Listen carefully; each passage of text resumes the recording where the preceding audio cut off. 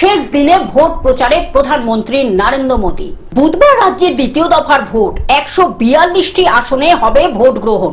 সোমবার দ্বিতীয় দফার ভোটের প্রচারের শেষ দিন।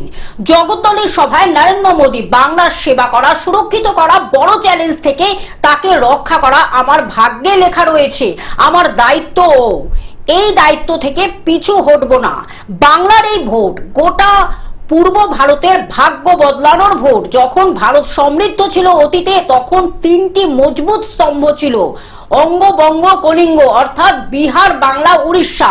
এই তিন স্তম্ভ দুর্বল যখন হয়, গোটা ভারতে ঝটকা লেগেছে। বাংলার সেবা করা আমার ভাগ্যেই লেখা রয়েছে বললেন প্রধানমন্ত্রী Narendra Modi. Bureau report, globe news. এখন থেকে গ্লোব টিভি দেখুন আপনার স্মার্টফোনেও। গুগল প্লে স্টোর অথবা অ্যাপল স্টোর থেকে ডাউনলোড করুন গ্লোব টিভি লাইভ অ্যাপ। এছাড়া জিও টিভি অ্যাপ থেকে দেখুন গ্লোব টিভি লাইভ।